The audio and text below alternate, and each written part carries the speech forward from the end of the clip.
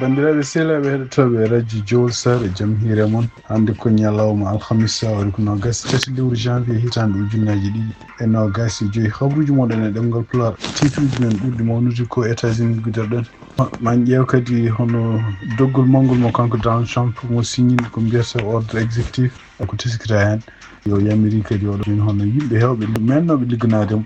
ko wayno John Bolton en Mike Pompeo mennoɗo wonde ministre mabtude ko fati affaires étrangères e yimɓe hewɓe ganduɗa ene ligginoɓe intelligence mo États-Unis no kanko Donald Trump o itti ko wiyete sécurité clearance men ɗum noon firti wonde ko kañumen gouvernement mo États-Unis renata ɗumen habruji men international ma en jaaton to Sénégal yimɓe hewɓe ndendi toon to Agnam supporteur uji kanko Farba Ngom kadi hollude météo men wonande laamu Sénégal walla assemblée nationale maɓɓe walla kam gouvernement mo kanko Bachir Diomaye Faye o arde ɗum woni titre uji men ɓurɗo mawnude oɗo journal ma gartu desuji muɗum joni joni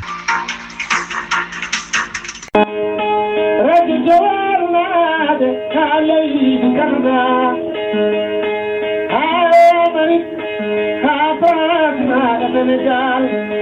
Burkina, Cameroun, Afrique, Amérique. On doit que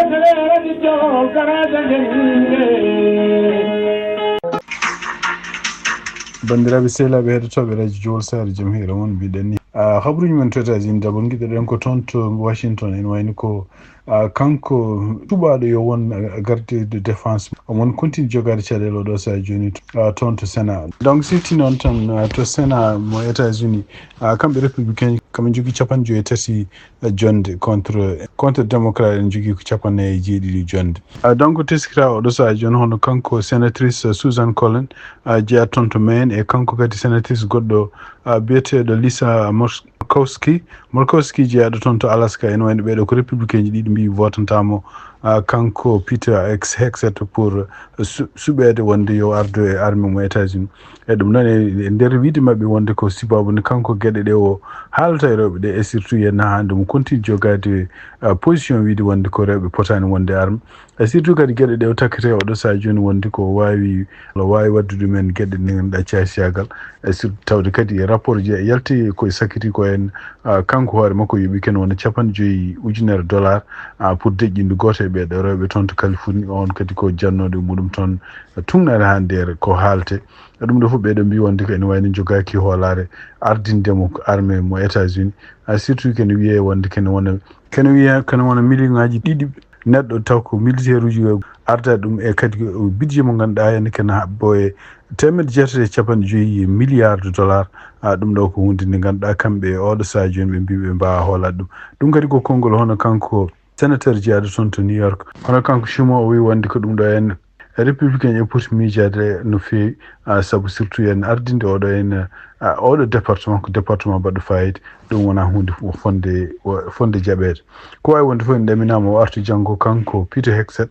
hay sinde wonde ko ɓeɗo ɗiɗo républicain mbasi wotandemo ene wayno ko tawde ɓe jogui déjà ken wona 51 vote hayso goɗɗo yalti hen ha hande ɓe mbawi hutorade hono vice président mo États-Unis ono kanko biyeteɗo Jeudi pour o wawa wallude beele ɓe daña majorité donc ko wawi wonde foof votgol makko kanko Peter Hegseth e tawde haalte ko 50 hunde walla feccere Sénat ɗum wona hunde confidence moƴƴo wonande kanko gouvernement makko kanko Donald Trump ko siftinɗon toon hono kanko sénateur Marco Rubio en wayno déjà o gonɗinama pour yo ardo ministère des affaires étrangères mo États-Unis siftinɗon oɗo saaji tan joni ɓeɓe jara ɗo ko Marco Rubio tan goto e kañum kadi biyeteɗo John Ratcliffe noon subaka yo won yo ardo CIA ko ɓeɗo ɗiɗi tan goni ene wayno ko mbaɗaɓe confirmé tawɗe to jarten ɗo hande lammo makko kanko Donald Trump tuggi tan ñande 20 lewru janvier haɗo jarten ɗo o signini ken abbo e 200 ko wiyete ordre exécutif ɗum noon ɗum ɗeɗon ko gueɗe ne pecci e ɗum ɗoji kewɗi ɗum nadi tan ko ɓuuri haalede hande fate ene sécurité nationale to ɗo e États-Unis kanko Donald Trump en won o yamiri ken wona 50 neɗɗo ɓe ganduɗa ko yimɓe ɓe ganduɗa o wi wonde ko balli gouvernement Joe Biden ɗum noon koye woteji walla campagne hitande ujunnaji ɗi nogas takki ɗumen o wi wonde ko ɓeɗo en alay sago itte ko wiyete sécurité clearance mumen ɗum ɗon ene jeeya hen o gaddunoɗo mennoɗo ardade intelligence national biyeteɗo James Clapper ene jeeya hen kadi mennoɗo ardade toon kadi to see biyeteɗo Michael Hayden ene jeeya hen kadi men ministre défense e gouvernement makko kanko Faye Obama hono biyeteɗo Leon Panetta ene jeeya hen kadi hono kanko hoore makko Trump neɗɗo mo ƴeftuno yo won baajotoɗomo taw ko national sécurité biyeteɗo John Bolton e ko yalti hen kadi ene wayno ko ene jeeya hen hono kanko biyeteɗo Mike Pompey men ɗon ɗo woni ministre makko kanko Trump des affaires étrangères e wiide mabɓe e wiide kadi datuji jaltuɗi wonde ko ɓeeɗo fof wonde koye critique imo e tande o perdi élection ngaji ɗi ko wawi wonde fof ɗum ɗo fof kadi firti wonde ko kanko Donald Trump o ari ko yoɓtade yimɓe wiyanoɓe wonde kala neɗɗo lundiɗomo ko bawɗo ɗum e ko teskira tan en ko fate kadi sécurité leydi o kanko Donald Trump woni kayitaji ene woni o yaafima ken abbo ujunere e temedde joyi neɗɗo taw ko yimɓe ɓe ganduɗa doole hen ko sokkanoɓe sibabude jangol mum toon to ñande 6 janvier hitande ujunnaji ɗi e nogas ko ɗum ɗon hayso critique am kadi ene wayno ko kanko Donald Trump o haali kadi o wi wonde ko oɗo saaha joni ene wayno ko o yamiri hono jogorɗo wonde ministre makko justice o enquête kala pelle gouvernement surtout yalno pelle ka meɗɗo haalde wonde ko gueɗe ɗe o takkade kanko Donald Trump pour woteji hitande ujunnaji ɗi nogas ko kanko Donald Trump kadi ene wayno o ruttini o hono pardon mo kanko 37 neɗɗo yimɓe ɓe ganduɗa wiyanoɓe en poti waɗede ɗum noon ene wayno ko kanko Donald Trump o yamiri ministére toppitede ko fate justice so aroyi yo ƴeew holno ɓeɗon kadi ñawtira o liyade par ce que Biden ittinoɓe wiide hoto ɓe mbaari kono yoɓe jokke ha ɓe maaya kono ene wayno ko kanko Donald Trump o wi ko il faut ko ɓeɗon ñawte par ce que warɓe yimɓe ko ɗum woni donc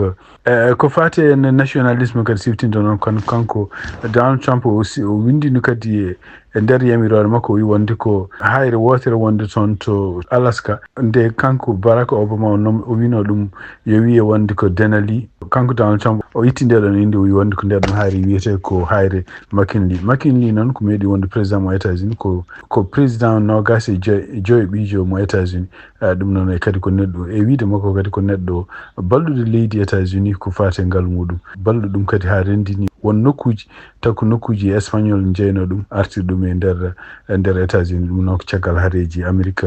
ko fate affaire étrangére ene wayno ko kanko Trump kadi o firti ganduɗa sanction ngaji ɗi kanko Biden wanno ɗum noon koye groupe gonɗo toon to Israël ko mbiyata Far-Right en ɓeɗon kadi ko yimɓe takkanoɓe jehino e galleji toon nokkuji palestinaɓe ene pella ɗumen walla ne kefta terrain ngaji yimɓe donc ene wayno ko kanko Biden waɗino ɓeɗon sanction kanko Trump o ari o wi ɗiɗon sanction ngaji o witti ɗumen kanko kadi Donald Trump ene wayno o yamiri kadi oɗo saaha joni hono huuti en wonɓe toon to Yemen ɗa en e nder laamu makko gadano kanko hoore makko wawino wiide ɓen ko terroriste en président Joe Biden yamirino wonde ko ɗum ɗon yo wayl hono kanko Donald Trump o artiri kadi o wi wonde ko ɓeɗon huuti en toon to Yemen ko terroriste en ko fate cellal leydi nde siftan tan ha andi kono kanko Donald Trump mo suuɓi yo wona toppitiɗo ko fate cellal leydi ndi hono kanko Kennedy Junior e wayno o suwata o confirmede kanko Donald Trump ene wayno signini kayitaji pour wiide États-Unis ene wayno oɗo saaha joni yalti e organisation mondial de la santé kanko kadi o signini kadi gueɗe ɗe ganduɗa oɗo Biden ko wanno gueɗe ɗe ganduɗa holno yimɓe mbawata wadde application ko fate service aji Medicaid ɗum noon ko service aji ɗiɗon kadi ko e assurance biyeteɗo Obamacare ene wayno ko kanko Donald Trump haysindo o samminani oɗon assurance o wawa par ce que ma rewata congrès ene wayno ko o wayli gueɗe kewɗe ɗe no mbawata waɗirde oɗon application kanko Donald Trump noon o waylani haydara e wayno ko o waylani haydara e ko laamu Biden haalduno e yimɓe compagnie ji pharmacie pour ustude kala ko fate pinguji insuline wattude ɗum $35 par mois o waylani kadi kanko hoore makko kanko Donald Trump gueɗe ɗe ganduɗa henna pour joguiɓe Medicare pour wiide wonde ko ujunnaji ɗiɗi woni ko poti yobde ko fate ne ɗum ɗon par hisande so ɓuuri ɗon ko assurance yoɓata ko fate en kadi laamu liggorto walla gouvernement makko liggorto yamiri wonde ko bureau yo waɗe bureau ngo taw ko wiyete ko département gouvernement efficiency ɗum noon addi ɗum ko Elon Musk kadi woni ko jimani makko ɗum noon e wani ko kala département gonɗo e gouvernement makko kanko Donald Trump o yamiri hen yimɓe nayi o ƴefti hen kañum koye men taw liggorto koye Elon Musk o yamiri kadi kala yimɓe ɓe ganduɗa liggotoɓe e gouvernement fédéral liggotonoɓe galleji men hankkadi liggey galle ala walla liggey distance ala goto fof arata koye bureau mum ɗum noon ko gueɗe ɗe ganduɗa kamɓe Elon Musk ɓe kalanno siftinde on tan ko kanko Donald Trump kadi o yamiri gueɗe ɗe ganduɗa patuɗe ene ko mbiyata debbati gorkata en ɗum noon e wayno ko kanko wi ko gouvernement mo États-Unis heptini tan ko ɗum ɗo jiɗi ko debbo e gorko donc debbo e gorko ɗum woni ko waddete passeport ɗum woni ko watte visa kayitaji ɗum woni kadi ko waɗete kala kayitaji ɗi ganduɗa ko gouvernement fédéral jeeyi ɗum e kala kadi programme uji e kala kadi nokku kalirɗi mo gouvernement fédéral jeeyi ko fate en changement climatique en kaali ɗum ñande hono kanko Donald Trump o haali oɗo sa joni o wi wonde ko kala ko woni nanodiral pari baɗɗono ngal ene wayno ko États-Unis o yaltini ɗum hen o ene wayno ko mon continue wiide wonde ko oɗo sa joni changement climatique kalteɗo wona sibabude gaz uji ɗi mbiyete ɗi wona ɗum waɗi ɗum donc kala ko Biden wonno ɗon pour peeje wallude won compagnie ji walla ñiklude won compagnie ji won yo mbaw fewnude autoji taw ko autoji électrique walla yo cooɗo autoji électrique ene wayno ko kanko Donald Trump o elimini ɗum ko siftinde on tan hono Elon Musk kañum horum jeeyaɗo e gouvernement makko kañum horum ene wayno ko jogui compagnie muɗum Tesla o ko fewnude autoji électrique e nder haalluji ɗi o haalno haade man ko nadde gouvernement o wi wonde ko kala autoji électrique ɗe pewnata maɓe dartin ɗum oɗo saaha pour ha ɓe mbawa wallude asoɓe ɓulɗi pétrole ɗi beele ne mbawa kañumen asde pétrole ken wawa nafde ken wawa wallude leydi ndi yaarude yesso donc ko ɓuri wonde gueɗe ɗi ganduɗa ɓurɗe wawde haalede kadi ko jiida e ɗum ɗon koko fate en immigré ji ɗum noon e wonde ko kanko Donald Trump ko e nder kadi ko windi o wi wonde ko o dartini kala ko no yimɓe natiranno États-Unis à partir du 27 janvier hitande ujunnaji ɗiɗi nogas joyi ene wayno ko kala programme uji gonnoɗi ɗon pour addude yimɓe immigré ji naade États-Unis ene wayno dartima o ɗum noon e wayno ko o dartini ɗum kene won balɗe 90 pour kanko hoore makko o wawa yiide mbawa laamu makko wawa ruttade ko fate kuule e ko fati kadi peeje homeland sécurité jogui pour ko teskita tan ene wayno ko oɗo sa joni o waɗi leydi ndi woni koye ko wiyete caɗele ɗum noon ko urgence ɗum noon firti wonde ko so tawi leydi waɗama urgence surtout to frontiére yimɓe ɓe o jogui fof mo wawi wadde toon ala fof bawɗo habtade ɗum ɗon donc ene jeeya ko fati immigration hande hono kanko président Joe Biden non kanko président Donald Trump ene wayno ko windi o yamiri oɗo sa joni kala militaire uji américain ji wonɓe toon to frontiére kañumen koye men yo dokke rôle yimɓe liggotoɓe immigration e ɗum noon ko ɗum o wi wonde ko ɗum ɗo fof ko jeeya koye programme uji makko ɗi haalata wiyata ko masse déportation ko wawi wonde fof ma en gartu kadi e toɓɓe ɗe ne kewi ko fate hen kanko jamiroje makko komi mbiyata ordre exécutif ɗi fuɗɗi wadde guila ñande nogas lewru janvier ha ɗo gonɗen ɗo donc ma boyi ken won 100 yamirore ɗe kanko Donald Trump waɗi kabaruji e ɗemgal Pulaar e radio Jawol Sare habruji men international guiɗaɗen ko ton to Sénégal ene wayno ko lurdiral nen continue kadi wonde oɗo saji no hakkude kamɓe yimɓe Pastef e kadi e kanko gouvernement makko kanko Bassirou Diomaye Faye ɗum noon ko caggal nde kadi nde batu mabɓe ñande alarɓe nogas ɗiɗi lewru janvier hono kamɓe gouvernement mo Bassirou Diomaye Faye ene wayno ɓe nomi debbo goto biyeteɗo Queen Biz ene wayno inde makko ko Coumba Diallo e kanko kadi ko neɗɗo jangguɗo ko artiste kadi ko jogui master makko 2 e science politique relation international diplomatie ene wayno caggal nde kanko hoore makko noma yo won présidente conseil d' administration Daniel Sorano ɗum noon e wayno ko ɗum noon kadi jeeya koye jimade ministére de la jeunesse et des sports de la culture ɗum noon o lomti ko biyeteɗo Mansour Keysi Bousso ko wawi wonde fof addi ñiŋoje mawɗe surtout e wiide won yimɓe wona wonde ko oɗo henna ko debbo mo ganduɗa henna wona responsable wawa wonde oɗon poste médias sociaux ji nene kala haala kewko ko fate e makko kanko nomination makko ko jiiɗa ɗum ɗon ha kamɓe Pastef aussi ɓe mbawi wullitade gueɗe kewɗe ɗe ganduɗa henna taw ko kanko Bassirou Diomaye Faye o nomi ɗumen ko sakkiti ko ene wayno ko nomgol biyeteɗo Khadim Mbodj kañum noma yo won inspecteur technique toon to ministére de l'enseignement supérieur ɗum noon ene wayno ɗum ɗo fof ko nomination baɗɗi ñande nogas ɗiɗi lewru janvier hitande ujunnaji ɗiɗi nogas e tungnade kadi e yimɓe Pastef ko haalata mbi wonde ko kanko Khadim Mbodj ko neɗɗo joguinoɗo jikku haalde haalluji bonɗi surtout fatude Ousmane Sonko e ɗum noon surtout wonde ko kanko wati ko haali haalluji bonɗi saha nde Ousmane Sonko kañum horum ñaawete walla nde haala mum haalte contre ɓooso biyeteɗo Adji Sarr ɗum noon wayno ko oɗon fotani nomede hen ɓe gullitima kadi mbi wonde ko kadi nomination goɗɗo kadi biyeteɗo Samba Ndiaye kañum wonno directeur des grands terrain Sénégal ɗum noon koye régime Macky Sall wonno ɓeɗo potani ardede gouvernement mo kanko Bassirou Diomaye Faye ɓe goyitima hen kadi o nomination walla suɓede hono biyeteɗo docteur madame Awa Bocar Ly Tall kañum horum yo won conseil national de régulation de l'audiovisuel ɗum ɗo fof ko hunde nde ganduɗa enne kamɓe passe ɓe mbelako siftinde on tan wayno ko kanko Ousmane Sonko e nder konngudi ɗi ƴeftuno kanko hoore makko haali wi wonde ko yimɓe paam kala nomaɗo ko fate e gouvernement oɗo ɗum noon ko hunde nanodiral hakkude makko e président ɗum noon ko yimɓe ƴeewaɓe no fewi est ce que ni mbawi wonde ɗiɗon nokkuji mbaɗa hen e kadi président mo Sénégal laami ko Sénégal naaɓe fof wona tan yimɓe jeeyaɓe Pastef hande toon to Sénégal en wayno ko toon to Agnam e tugnadi kadi ko yalti e Seneweb en wayno ko yimɓe hewɓe ndendi son to Agnam ɗum noon ko arde notade sipportude hono kanko Farba Ngom en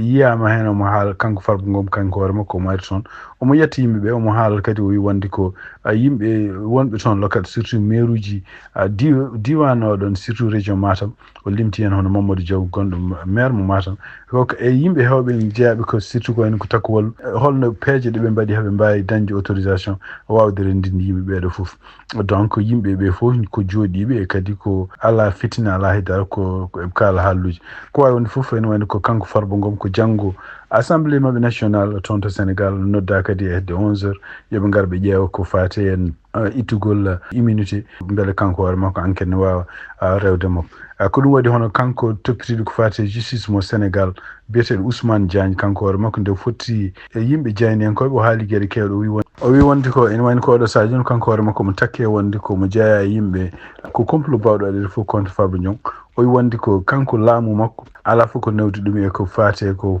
haalte Farba Ngom ko o siftini tan gueɗe pawiɗe procureur mo leydi Sénégal ko kañum hoore mum ene wayno ko e nder kuulal biyetengal ujunaji 2 e 4 ɗum noon ko fatude henne ko kala takaɓe tuumaɓe ko fate henne ne ndimɗini kalis mum oy donc ene wayno ko oɗon ko ɗum woni oɗon procureur waɗi ɗum donc o siftini tan wi woni ko procureur mo Sénégal ko alay saago muɗum so tawi ɗum ɗon yettima ɗum ɗon ƴeftude oɗon ka bawɗo waɗede fof halfina ɗum juge d'instruction donc o wiide makko noon sibabude wonde Farba Ngom wonde ko won titre mo jogui ɗum noon ko député alay saago ɓe mbawa wadde oɗo procédure pour wawde holko woni ko fawa ko holno andirte ɗum noon kanko Ousmane Diagne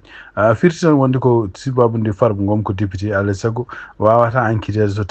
tawi ne jogui immunité e nder ko wi kadi kanko Ousmane Diagne o wi wonde ko kamɓe ministére mabɓe de la justice ɓe mbiyani Farba Ngom ko coupable walla ɓe mbiyani wona coupable oy ɗum noon ko juge d'instruction fitiɗo oɗon kaw ko kañum jogui